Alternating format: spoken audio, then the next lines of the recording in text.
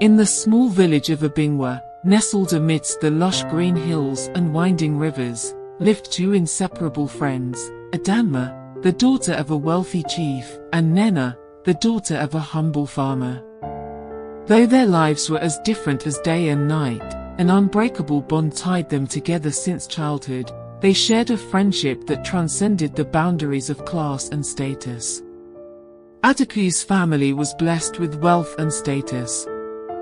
Her father, Chief Obi, was a renowned trader, respected throughout the village for his business acumen and generosity.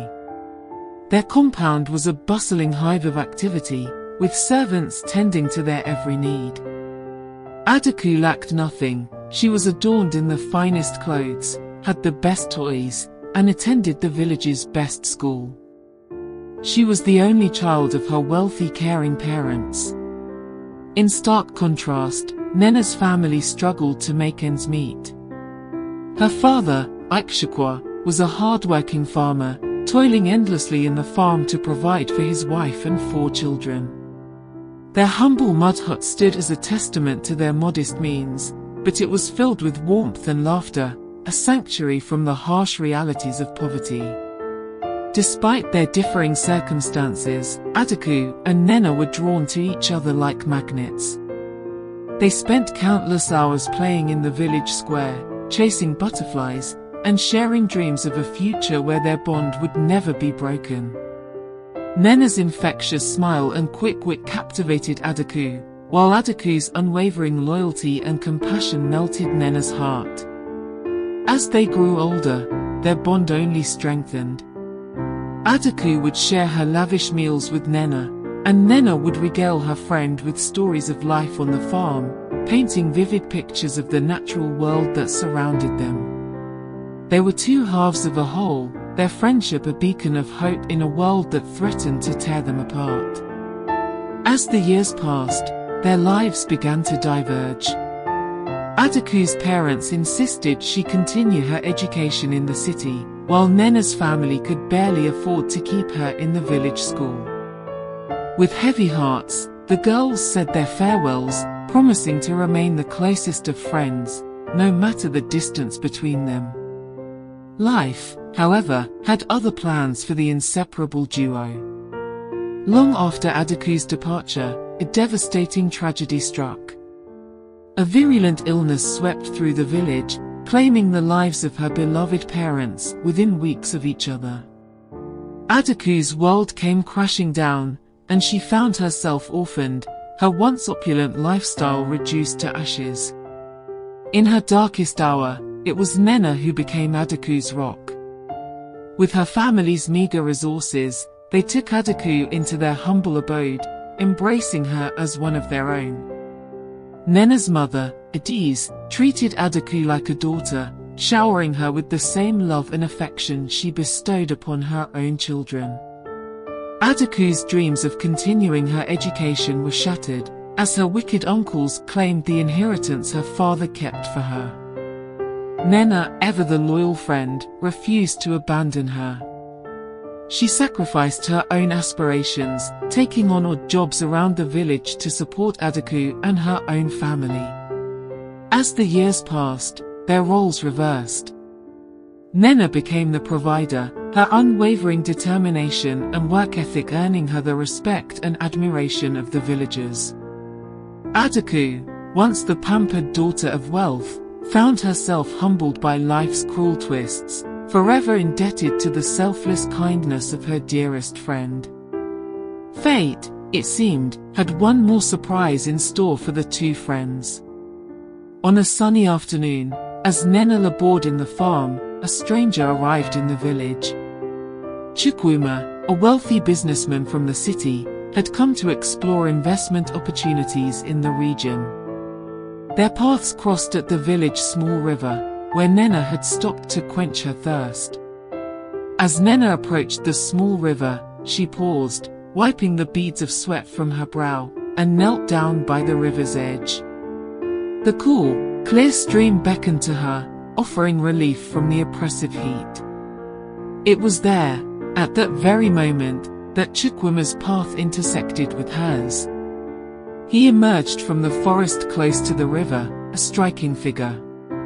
His eyes immediately fell upon Nena, and he was captivated by her presence. Her beauty, unadorned and natural, struck him like a bolt of lightning. Nena, sensing his gaze upon her, looked up and met his eyes. She felt a flutter in her chest, a mixture of curiosity and caution. This well-dressed stranger stood out amidst the simplicity of village life, and she couldn't help but feel wary of his intentions. Chukwuma, undeterred by Nena's initial wariness, approached her with a confident stride. His charming wit and intelligence shone through as he engaged her in conversation. Despite her reservations, Nena found herself intrigued by his words and the way he spoke with such sincerity. As they talked by the riverbank, time seemed to stand still. Chukwuma shared stories of his business travels and adventures, while Nena spoke of her life in the village and her dreams for the future. Their connection deepened with each passing moment, and soon, they were lost in each other's company. As days turned to weeks, the two became closer, sharing laughter, stolen glances, and tender moments. Chukwuma showered Nena with affection, his gestures of love a stark contrast to the simplicity of village life. He spoke of a life beyond her wildest dreams, promising to take her away from the hardships she had known. Nena, ever practical and grounded, was hesitant to fully embrace Chukwuma's promises. She had grown accustomed to the rhythms of village life, finding solace in its familiarity. Yet, there was something about Chukwuma's genuine love and unwavering devotion that tugged at her heartstrings. Adaku, Nena's closest friend, rejoiced in her newfound happiness. She had witnessed firsthand the transformation that had taken place within Nena since Chukwuma had entered her life. Gone was the weary expression that had once clouded her friend's face, replaced now by a radiant glow of love and contentment. One evening, Chukwuma finally proposed to Nena as they were coming back from the farm. Nena said yes and was so excited she will finally get married and leave the hard life of the village. The following week, in a simple yet heartfelt ceremony, surrounded by the entire village, Nena and Chukwuma exchanged vows of love and commitment. Adaku stood by her friend's side, her heart overflowing with joy as she witnessed the union of two souls destined to be together. And as they sealed their vows with a tender kiss, the village echoed with the sounds of celebration, a chorus of cheers and well wishes for the happy couple. As the newlyweds prepared to embark on their new life together, Adaku found herself at a crossroads. With no family or means to support herself, Nena, true to her compassionate nature, asked Adaku to accompany them to their new home in the city. Chukwuma, ever the caring and understanding husband, agreed without hesitation, his heart swelling with pride at his wife's unwavering loyalty to her childhood friend. For a time, all seemed well. Adaku reveled in the comforts of Nena and Chukwuma's spacious home, a far cry from the humble dwellings of her youth. She watched with joy as her friend blossomed into a radiant wife and mistress of the household, her every wish granted by her adoring husband. But as the months wore on, an insidious emotion began to take root in Adaku's heart: jealousy. She found herself coveting Nena's happiness, her mind plagued by thoughts of what might have been had fate not been so cruel to her parents. Nena's kindness, once a source of comfort, now felt like a constant reminder of Adaku's dependence. The lavish gifts Chukwuma bestowed upon his wife, the luxurious lifestyle they enjoyed, all served to fuel the flames of Adaku's envy.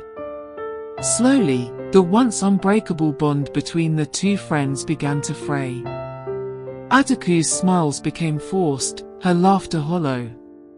She retreated into herself, withdrawing from the warmth and love that had once sustained her. Nena, ever perceptive, noticed the change in her friend. She tried, in vain, to rekindle the closeness they once shared, but Adaku's walls grew higher with each passing day. A chasm opened between them, and Adaku found herself teetering on the precipice of an all-consuming obsession.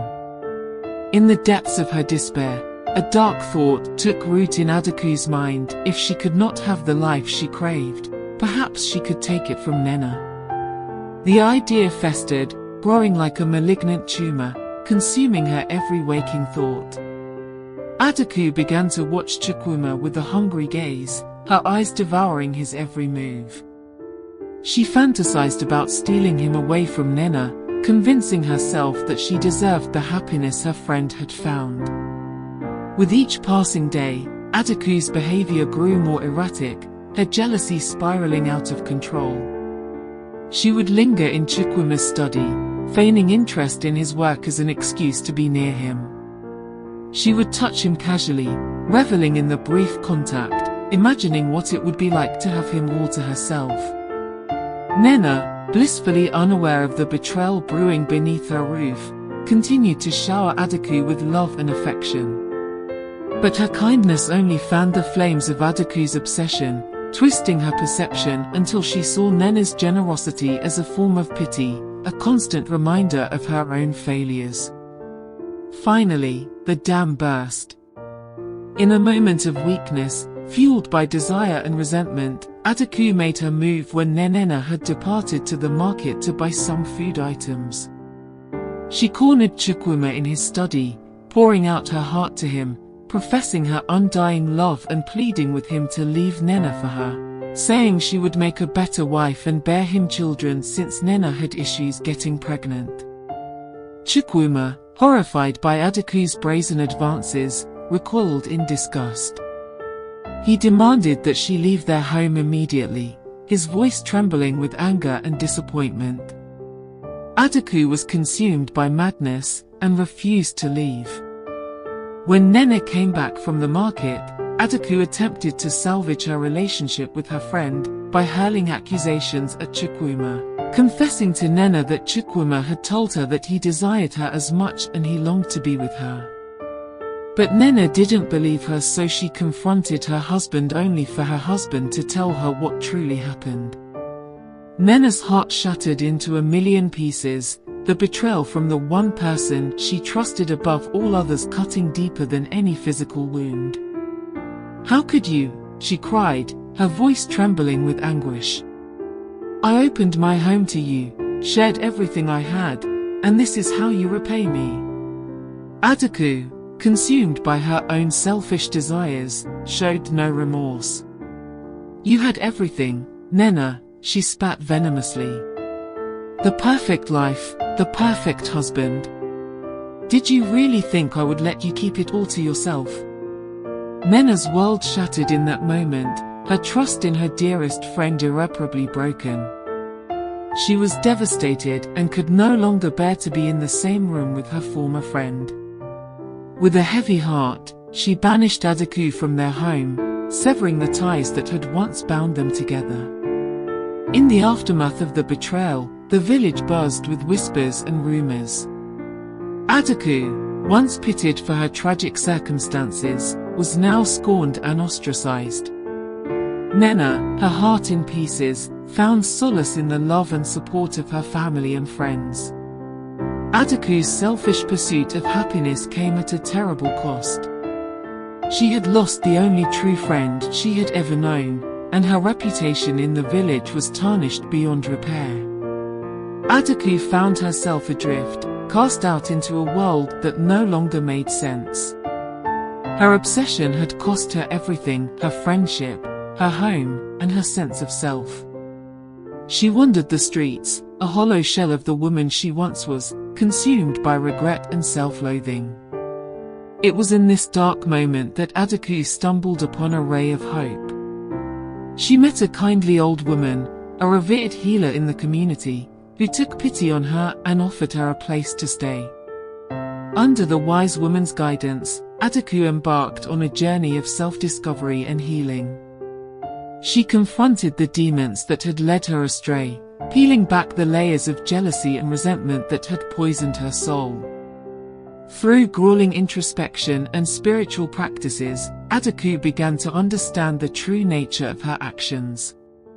She realized that her jealousy had been a manifestation of her own insecurities, a desperate attempt to fill the void left by the loss of her parents and her place in the world. As the months passed, Adaku's heart gradually opened, and she found the strength to confront the consequences of her betrayal. She sought out Nena, falling to her knees and begging for forgiveness, promising to spend the rest of her life atoning for her betrayal.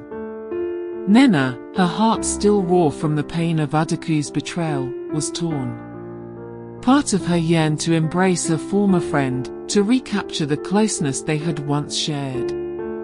But the other part, hardened by the weight of Adaku's actions, struggled to find the forgiveness she sought. In the end, it was Chukwuma's wisdom and compassion that helped guide them both. He saw in Adaku's eyes the genuine remorse and desire for redemption, and he encouraged Nena to open her heart, if not to fully restore their friendship, then at least to offer Adaku a path to healing. Drop a heart emoji in the comment section if you enjoyed this story. Support us by subscribing to our channel, turn on post notification to get updated whenever we upload a new story. Thank you for watching.